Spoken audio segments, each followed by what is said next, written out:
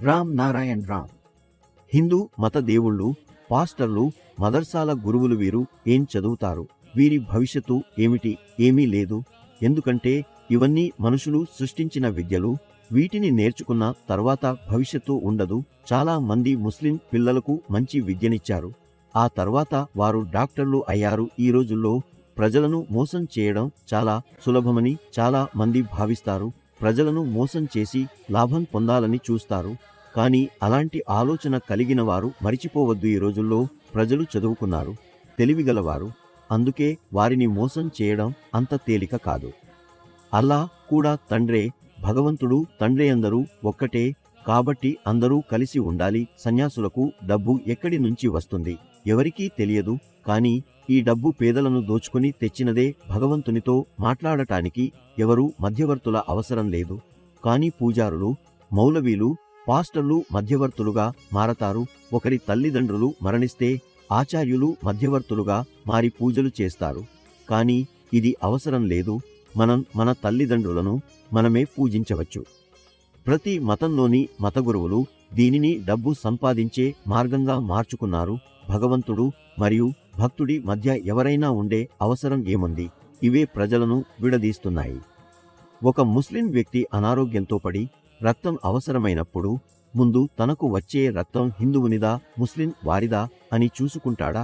అలాగే ఆసుపత్రులలోనూ డబ్బును చూసి మతాన్ని నిర్ణయించరు. మరి మతాలను మనపై ఎవరు రుద్దారు? మత గురువులే. 800 కోట్ల మంది ప్రజలు ఈ నిజాన్ని అర్థం చేసుకోవాలి. మత గురువుల నిజ స్వరూపాన్ని తెలుసుకోవాలి. భగవంతుడు మరియు మనిషి మధ్య ఎవరూ ఉండకూడదు. వివేకమే.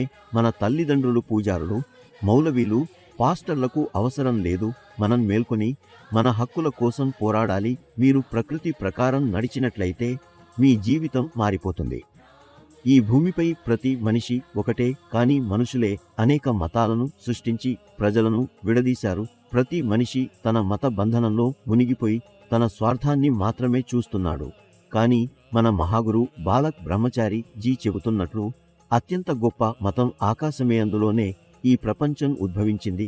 అత్యంత గొప్ప గ్రంథం రామ్ నారాయణ్ రామ్. ఈ గ్రంథంలోని ప్రతి పేజీ విశ్వంలో వ్యాపించి ఉన్న నక్షత్రాలు, గ్రహాలే. ఈ భూమిపై 800 కోట్ల మంది ప్రజల శరీరాలు ఈ రామ్ నారాయణ్ రామ్ అనే మహాగ్రంథంలోని పంచభూతాలతోనే నిర్మించబడ్డాయి.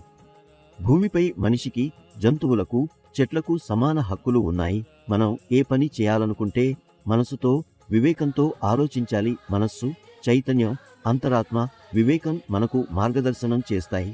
ఇవన్నీ మనలోనే ఉన్నాయి. కాబట్టి మన లోపలి స్వరాన్ని వినాలి, అర్థం చేసుకోవాలి. మన వివేకమే మనకు చెబుతుంది ఏ పని మంచిదో, ఏ పని చెడదో. కాబట్టి మన లోపలి వివేకాన్ని గుర్తించండి, తెలుసుకోండి, దానిని అనుసరించండి. అప్పుడు మనం చెడు పనుల నుండి తప్పించుకోగలం.